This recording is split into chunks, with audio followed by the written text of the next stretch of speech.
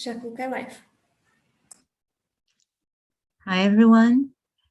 Thank you for joining us in another session of the CNT meetings. Thank you for your presence.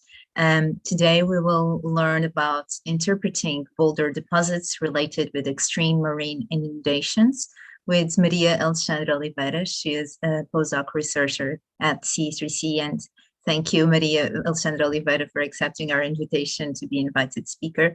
And before I give the floor also to Helena Serrano, also postdoc researcher at C3C, and to whom I also thank her presence here today, I invite all of you who are following this stream, to please leave your questions on the live chat that you have on your right on your screen, because we will have some time for questions and answers after the presentation by Alexandra Oliveira. So please leave your questions during the session on the chat that you have on your right. So without further delay, I now give the floor to Helena Serrano, and thank you, Helena, for your presence. Thank you, Marta. It's my pleasure to be here to introduce Alexandra. Well, for those that don't know her, Alexandra is a geologist. She came into the biology, ecology, environment during her PhD. She worked with Professor Cristina Branquinho in the use of lichens, namely lichenometry, to date the age of the lichen substrate. In this case, the substrate was buildings or a large rocks, the boulders that she mentions in this presentation. So she used this for the identification of tsunami and storm coastal deposits. But after her PhD in 2017, she came to the eChanges group of C3C, where not only she continued working on coastal storminess and boulder deposits, but she also developed work on new areas. She worked in things like modeling atmospheric transport and deposition of nitrogen and other air pollutants, also the evaluation of the air pollution effects on vegetation, the detection of pollution in water using sensors and ecological indicators, or even the remote sensing of vegetation. But she has not only been an extremely valuable member of C3C, she's a person always ready to help her colleagues, motivated and inventive. So she's a great colleague. So I'm very proud to present her and hope you all enjoy her presentation today. So please, Alexandra. Hi. So I'm blushing, I'm sure. Thank you for your kind words. So I'm gonna start to share my screen. Okay.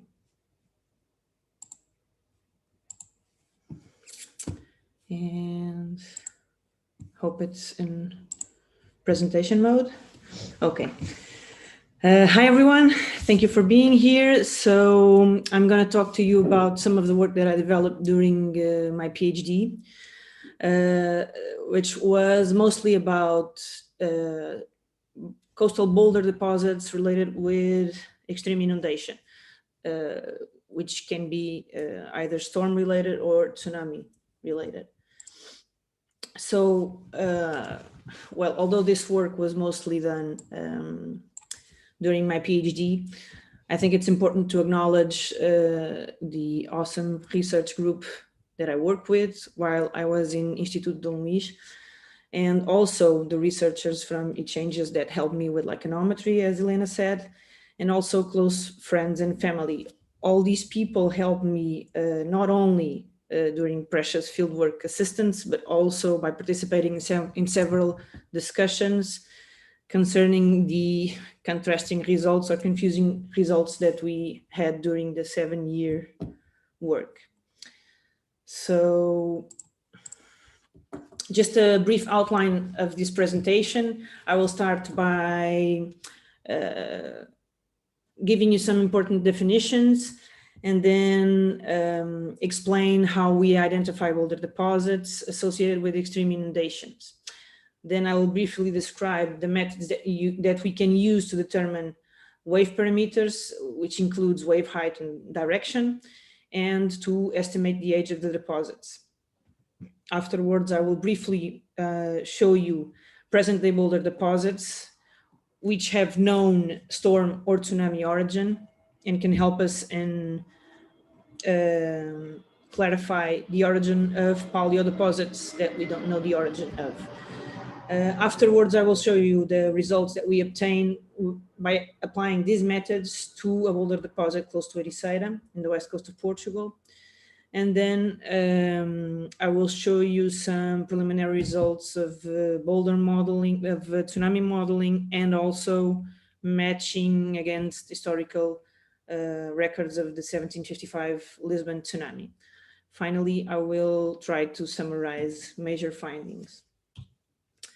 So what is a boulder? A boulder is a piece of rock that has an intermediate axis or B axis ranging from 26 centimeters to 4.1 meters. So this is a boulder. This actually is a boulder that has been attributed to the 1755 tsunami inundation in the Algarve. And this one probably weighs less than 50 kilos, okay? So it's a small boulder. This is also a boulder. This one has unknown origin and was found by me and Paula in the picture in the west coast of Portugal. This one probably weighs around 30 tons. And this is also a boulder, okay? This is a very large boulder. It was found by Cox and colleagues and weighs approximately 780 tons. So what are extreme marine inundations? Well, these are inundations that can be generated by two types of waves mostly, which are storm waves generated by wind, and tsunami waves, which can be generated by sudden large water displacements as a result of either earthquakes or large landslides or meteor impacts, just to name a few examples. So although wave amplitudes for tsunami and storm waves or wave heights can be similar, you can have 10-meter height storm waves or tsunamis, for example, the amount of energy that is released during both events is completely different. And this is because they have very different wavelengths or wave periods. So wave period is from crest to crest. And for storms, it can reach 20 seconds, and for tsunami, several minutes, 10 to 15 minutes. So when we have a wave height with a larger wave period, this will generate larger amount of water being displaced and reaching the coastline, okay? So there are many boulder deposits, accumulations that are described in the literature. This was a 2017 collection of data, so probably now there are more. And most of these deposits are paleo deposits, meaning that they have an unknown origin. So regardless of that, we study them, and actually most people interpret these deposits, as you can see in the map, as tsunami related. Those are the black circles, okay?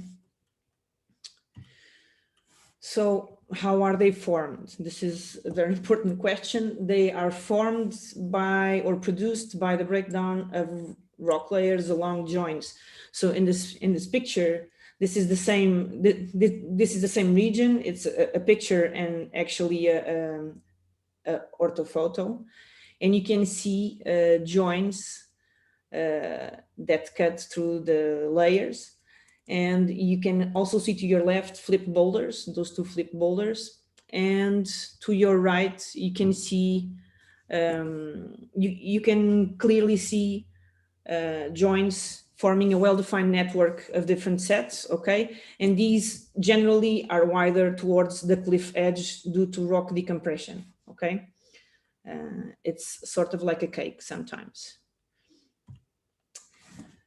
So typically in coastal regions, we have two types of boulder deposits that can be a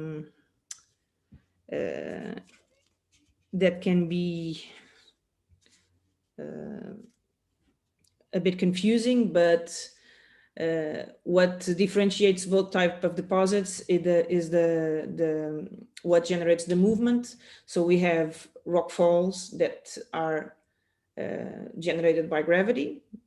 And this is an example actually in Foz de Fonte beach in the west coast of Portugal, also south of Lisbon.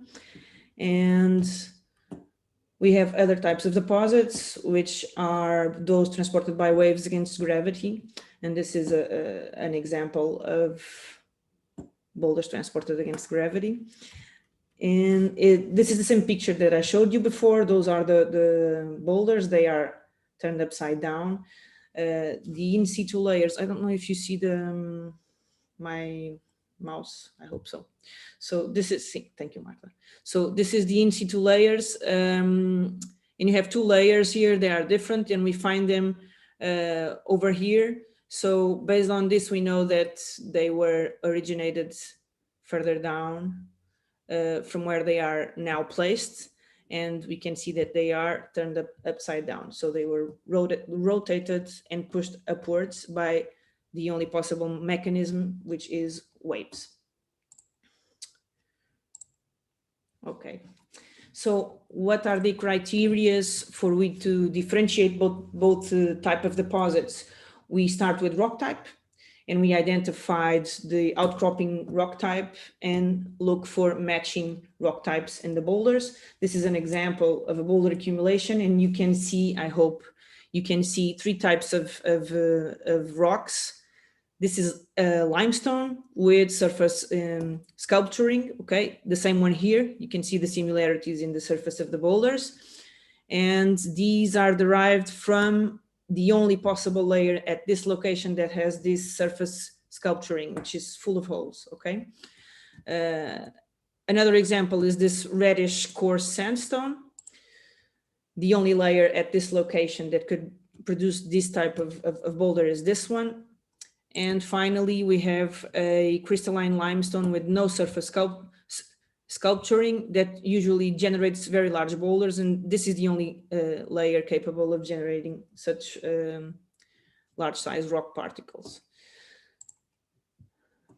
Another criteria that we can use is fossil content. Over here is an example of fossil content that we use to differentiate layers and identify source layers of boulders in Cascais, in Cabo Raso, west of Lisbon.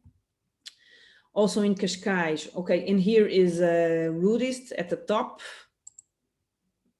It's very faint, but it's there, okay. And then these are coral fossils, all from the same layer. Also in Cascais, we have been using ichnofossils, such as burrows that you see here, in source layer identification. And in Ericeira, we have gastropod and bivalve shells that are specific to each layer, and we use them to attribute the source layer and see if the boulder came from above or below. Another criteria is boulder geometry. Essentially, this is an example of a boulder that was found in the rocky platforms of Maçãs Beach in the West Coast also.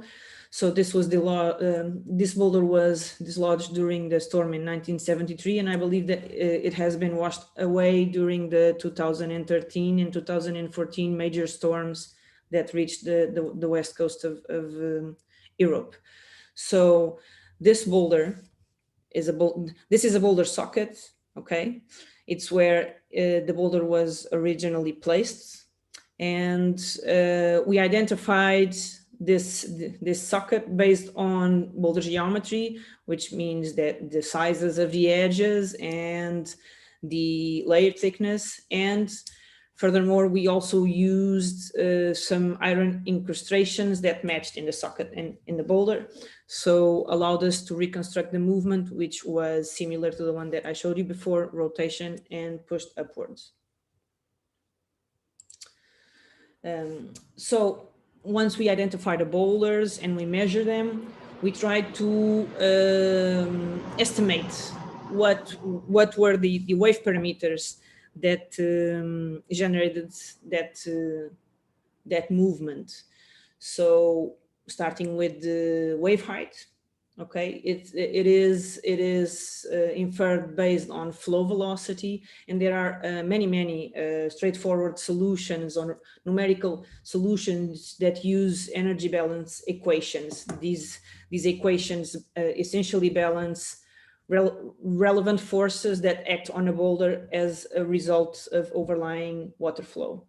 Okay, these solutions are fairly straightforward and are solely based on boulder size. They do not consider distance traveled or local geomorphological conditions, and for this reason they provide rough estimates that should be taken into caution, as sometimes its direct application has led to erroneous results when comparing with deposits of known origin, with known events, with known parameters.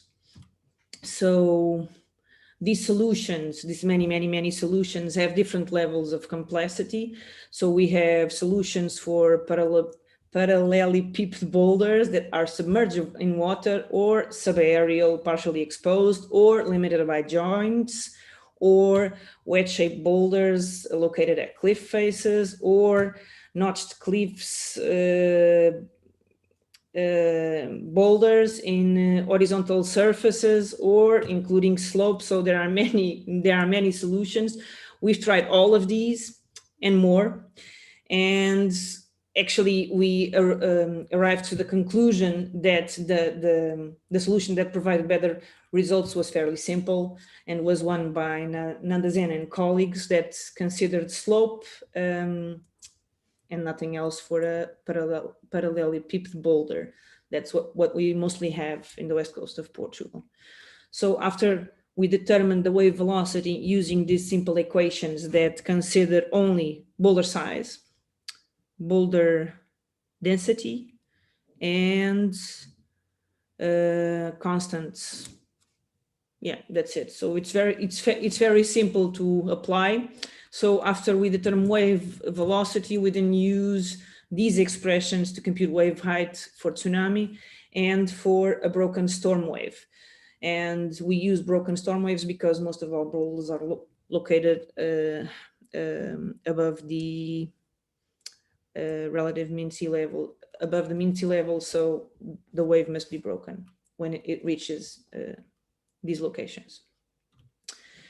Wave period is very important, especially given that the major difference between storm and tsunami waves is wave period. So for this reason, Lorang developed an expression that includes both wave height, which can be determined using the prior equations, okay, and wave period.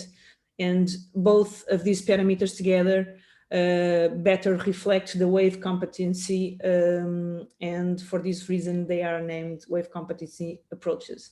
These approaches include traveled boulder distance, which is the total horizontal distance here, and include the slope and the boulder sizes. It similarly to the prior equations that I talked about, these also produce rough estimates. So we should always be very careful when using these approaches. Now, another parameter, which is very important and interesting, is direction of flow. So we usually infer flow direction using well-established methods from paleocurrent reconstructions. These are mostly based on the most stable position during transport in aqueous media, and this mostly depends on particle shape. So particles are disc-shaped. Disc-shaped particles have very unique and clear white surfaces, okay? While rod-like particles are elongated and bladed are in between both. Spherical particles exist when all three boulder axes have the same length. So in theory, when a boulder is rolling, the largest surface of a disc-shaped particle or boulder will face up current, means that the flow direction is coming from the right, so the boulder is facing also to the right. And elongated boulders will usually, well, the largest axis of elongated boulders will usually be perpendicular to flow directions. So this is an example, and you can see 3 imbricated boulders to your left. So this is direction. This is the direction where the largest surface is facing, meaning that the flow direction came from the left to your right. And in the rightmost picture, you have here elongated boulders which have consistent y-axis direction and suggest the flow direction represented by the blue arrow. One of the most important, actually, determinations regarding boulder deposits, it's the age.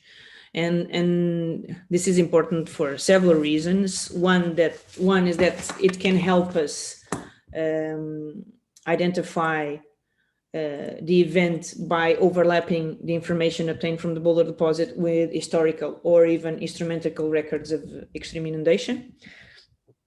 And one initial approach that we can apply in recent boulders is using aerial photographs and comparing boulder position in aerial photographs from different ages. This is the example of Praia das Maçãs beach boulder that I showed you before, and it was absent in the 1965 aerial photograph, and then we found it 10 years later in the photograph taken 10 years later. Another way to estimate the age of boulders is by using carbon dating of shells that are attached to boulders, and this has been done for in Portugal. We have done this in boulders in a boulder deposit in the Algarve lowlands, and we estimated its age to 1755, the 1755 tsunami. Another frequently used age estimation technique is the optical stimulated luminescence, which can be applied to quartz or feldspar minerals, and it estimates the age the date that these minerals were exposed to light before being covered up or deposition. So this is an example in New Zealand, boulders that it was not possible to date with other techniques. So OSCL was used in sediments underlying these boulders, and they dated these boulders to, they attributed to a tsunami event that occurred 80,000 years ago. 80,000 years ago, exactly. And this was based on the equations that I told you about. So they determined that the wave height was for a storm boulder would be too high. So it must have been a tsunami, according to Canadian colleagues.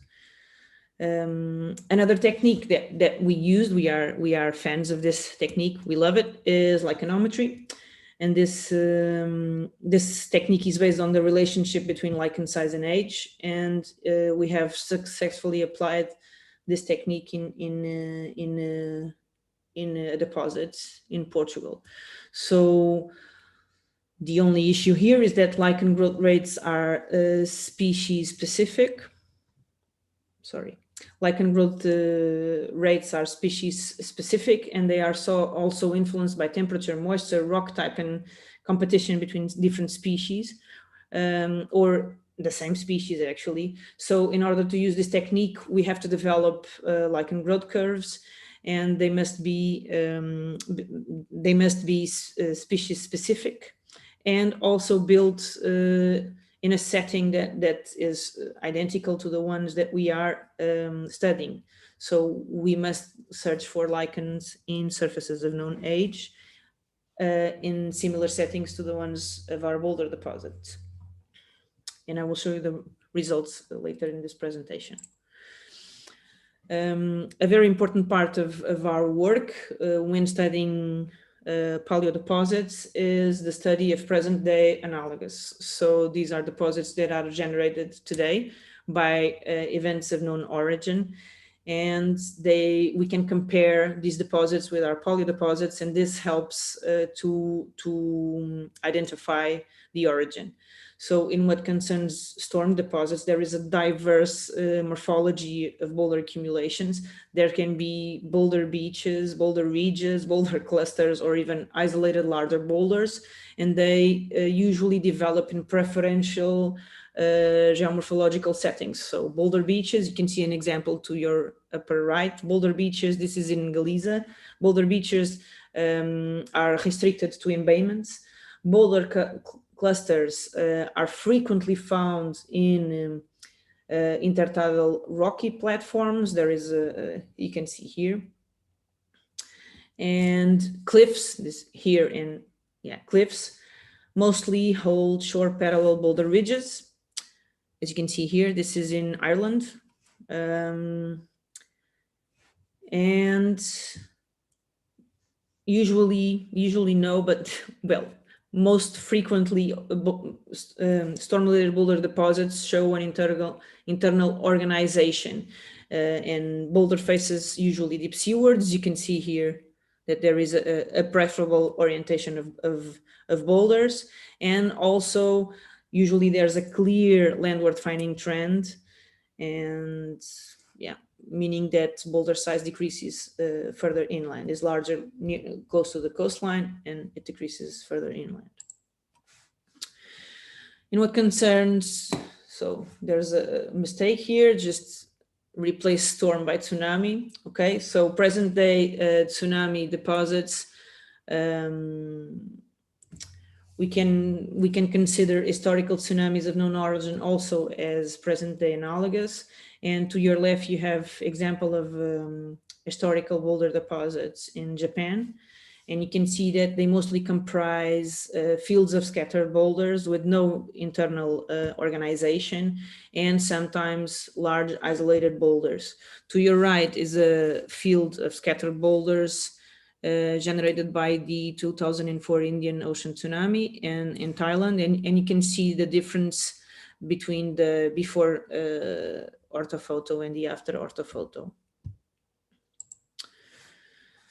So in what concerns the application of all these methods to our boulder deposit in the west coast of Portugal, well, this deposit is located near Ericeira, and we have boulders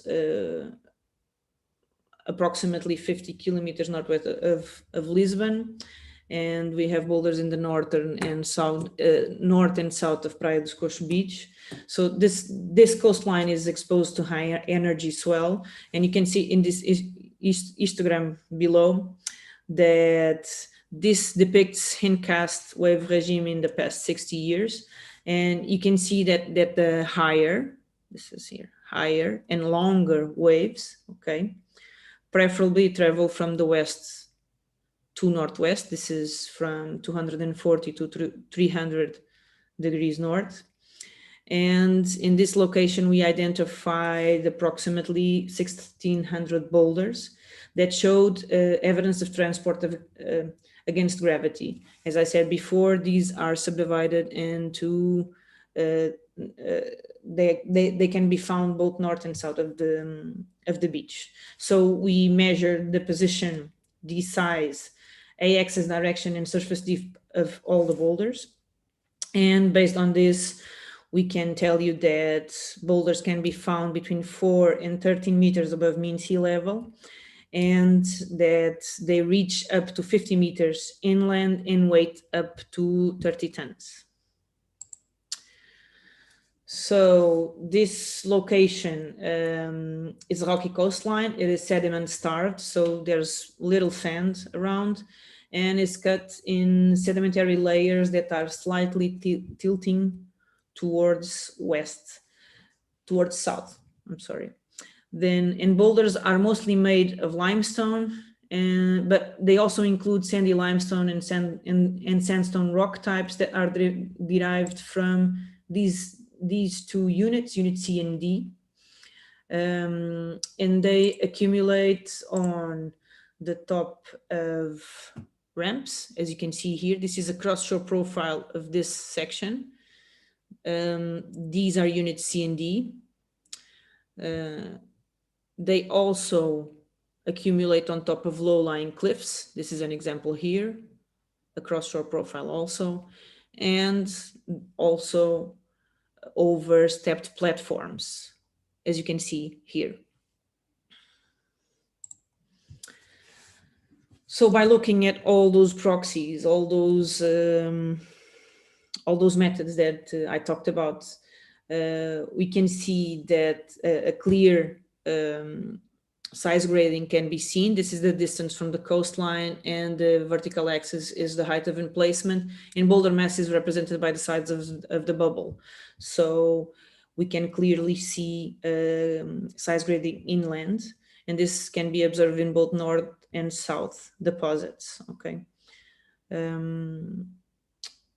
Also, this map shows the same trend.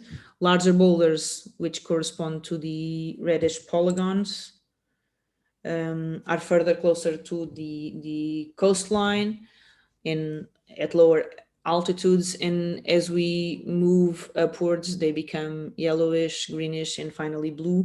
So it shows a clear decreasing inland trend. So these features here, these boulders form ridges, which are identified by these black limits. You can see examples of the boulder ridge here. It is not as big as the one in Ireland, but you can clearly see it in the field. And these structures are more or less organized, and they show different alignments along the coastline. And some are short parallel, such as this one, and others are oblique. Some even change direction. What else can I tell you about these features? Frequently, we find imbricated boulders in the seaward face of these ridges, again, showing high internal organization. And then we also have larger particles isolated closer to the cliff edge, as you can see here. Now, the application of the equations that I told you about, these are the results. The distribution of wave heights that you can see in the topmost graphs. On the x-axis is boulder mass, and on the y-axis we have storm wave heights, tsunami wave heights, and over here is travel distance and wave period. So returning to the wave height, we see that the distribution of wave heights show a higher energy in the northern deposit. Those squares are boulders in the northern deposit, and that the values are within those values that we spoke about in the past 60 years of 12 to 14 meters of wave height, of storm wave height, and we have very low tsunami wave heights of 1.5 meters. Although wave periods are higher than observed values, which are approximately 20 seconds, they are still much lower than typical tsunami wave periods, which are around 10 to 15 minutes. So this is one of those times that we have to take in consideration that these are rough estimates. Deep direction of the boulders can be compiled in wind roses. This is what we have over here. So on the top is the deep direction of the largest surface, and on the bottom it's the y-axis direction. So the deep direction shows of the largest surface shows three main modes, which are these marked in blue: west, northwest, west, and southwest. And the y-axis of the boulders show a preferable flow direction from the northwestern quadrant.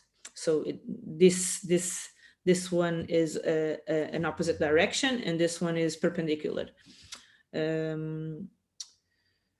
axis direction when mapped is frequently shore parallel, which shows abrupt changes around the indentations actually, and the spatial distribution of map that you can see to your right with very low quality shows that larger boulders are located, preferably located inland of indentations, which we have interpreted as that these features, these indentations in the shore platform, channel the incoming wave bores and locally increase water flow. So this would actually explain the different alignments that we have of boulder ridges along shore.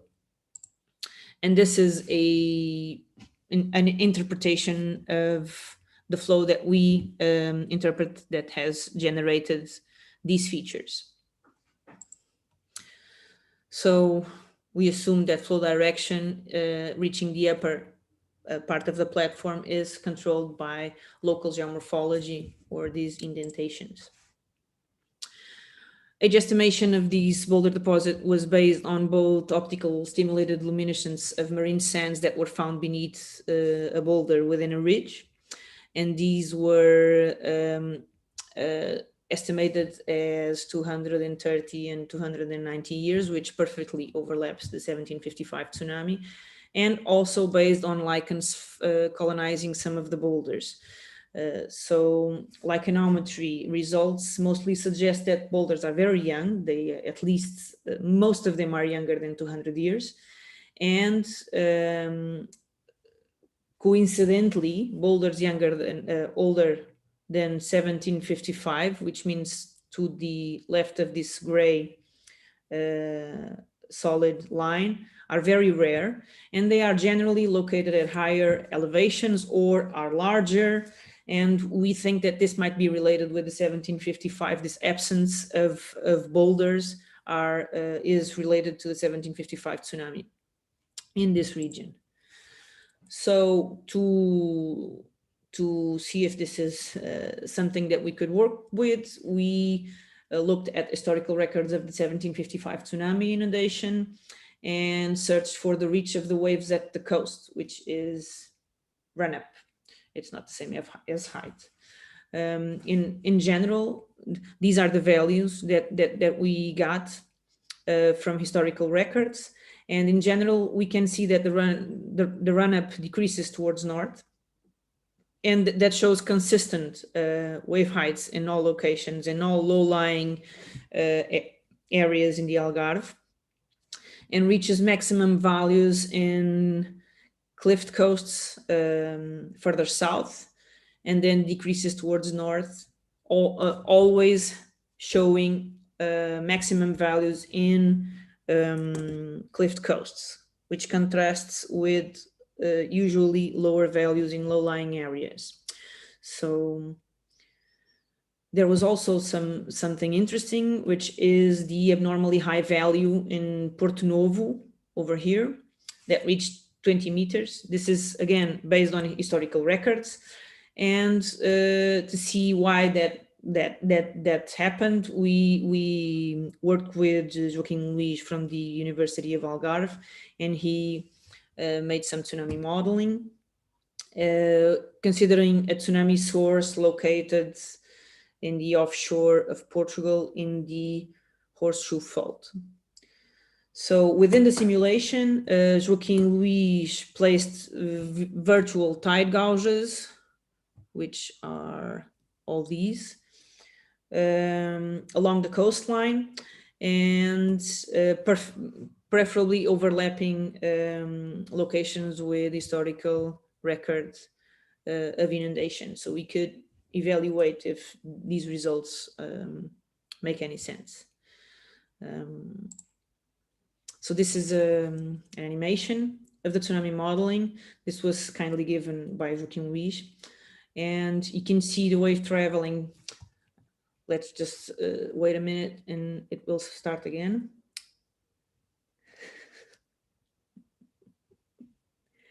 So here we are. Okay, so we can see the wave traveling faster along the continental Portuguese margin. This is here represented by this line at approximately 50 meters depth.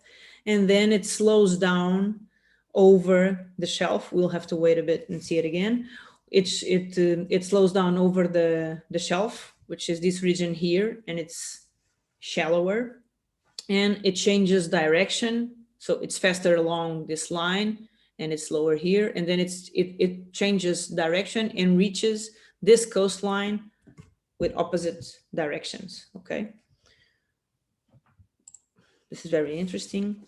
And this happens because waves travel faster in deeper water. So as the water depth decreases, the wave velocity also decreases. And this is accompanied by wave setup and increasing wave height when approaching the coast.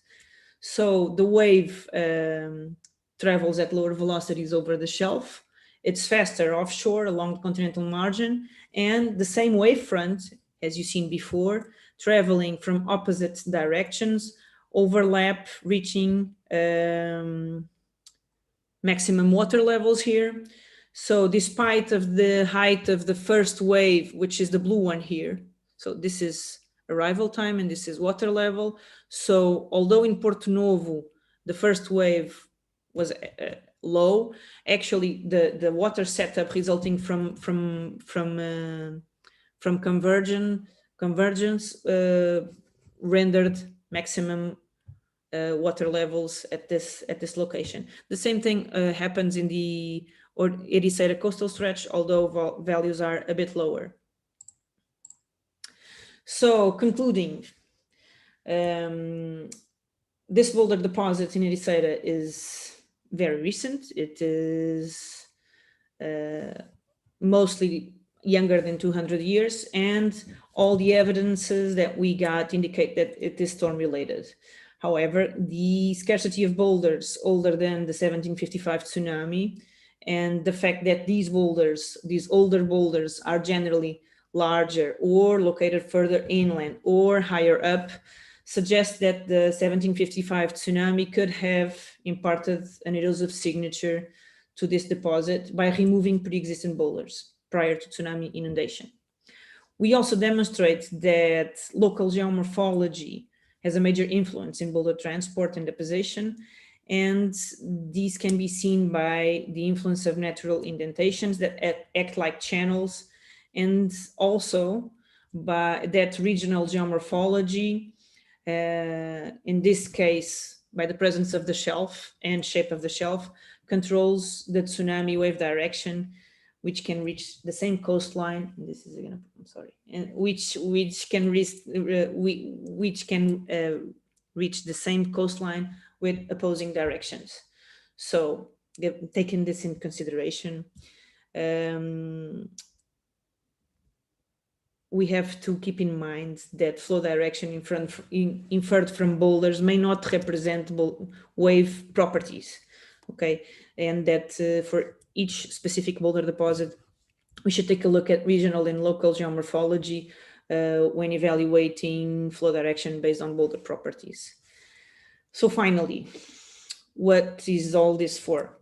So, well, if we think of it, if we can collect enough data from several regions along the coastline, and if we can estimate the age of the boulder deposition, and if we can use these equations and determine its magnitude, then we can use all this information to assess spatial or even temporal trends. So based on this information, we can then determine how storminess has changed in the recent past and extend further back the information that has been only provided by historical or instrumental records. In this case, we used a lichen growth curve that allowed us to date boulders up to 500 years. So the information that we have from historical and instrumental records only goes back 130 years. So as we consider additional information, we will build a larger database and use it to ask questions and have some answers, such as what is the real influence of climate change in the recent past in storminess? Is it really increasing? So these are the questions that we hope to answer in future work. And thank you for your attention. Thank you. Thank you very much, Alexandra. Congratulations for your presentation and for your work. This was a very interesting presentation, and I'm sure we all learned a lot about this. So this is a very interesting work and a very interesting approach. Thank you very much, Alexandra. So I invite you now, if you'd like to, just to stop sharing the screen so that we have time for a little bit of time for questions and answers. After your presentation, and I invite everyone that is following this stream to please leave your questions on the live chat that you have on your right. And a lot of people have been commenting during your presentation, giving you congratulations and saying hi. So we have a lot of comments. And so we also invite you to leave a few questions if you have. And I also ask Elena if she has also a question or a comment about your work, Alexandra. Elena? Hello again. Actually, I have, well, one question for me and another one maybe for the people that are watching. I don't know. Well, for me is, so big boulders, they don't go much sideways, right? They start, because they're big and they're heavy, they don't move, they just go upward, but not too much sideways, right? What's the maximum distance that you've found them traveling sideways from their original location? Can you say something about that? Yeah, I can. Actually, in the 2014 storms, we detected significant boulder movement.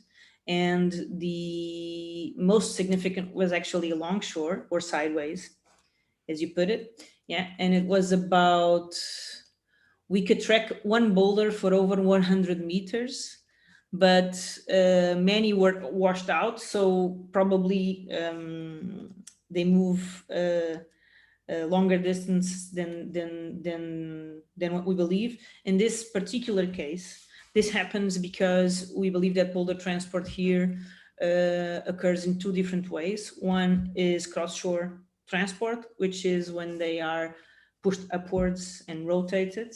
And the other one is in this particular region that is tilting towards south, is along shore by the wave backwash. So we have transport from the wave swash, which is cross shore, and then in identical ways to the beach, when the water goes back, it follows the topographic bending. So in this case, it's towards south, and it drags boulders along with it.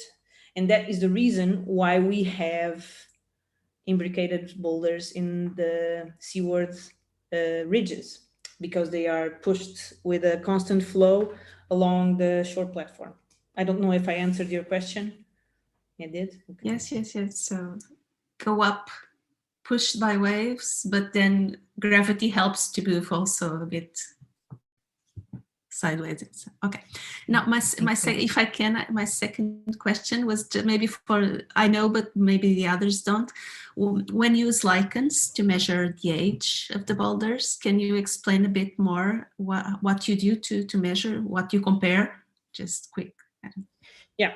So to build a calibration curve, we need to have the size of lichens in known surfaces and surfaces of known age.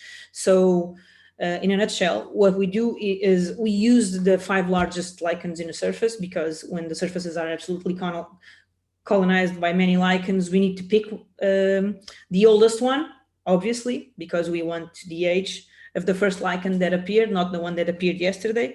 So we choose the 5 largest lichens and we determine their average.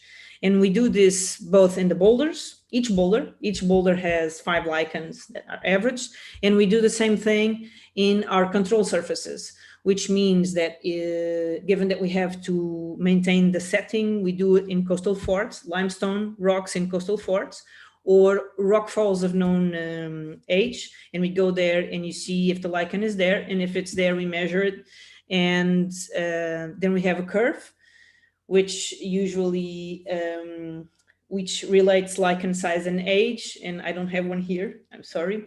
That was the last presentation for the C3C. This one is different. And what we do is, well, usually what happens is that lichen size increases with age, and then it kind of stabilizes due to lichen death. So this is our limit. We went up to 500 years. Maybe we could go a bit further, but we had no additional forts or structures to use. So this, I don't know if it's clear enough. A picture would be better. I know, yeah. Thank you, Alexandra, and thank you, Elena. And I will now switch to the live chat because we have actually 2 questions for now. Actually 3. I will start with the first one by João Silva.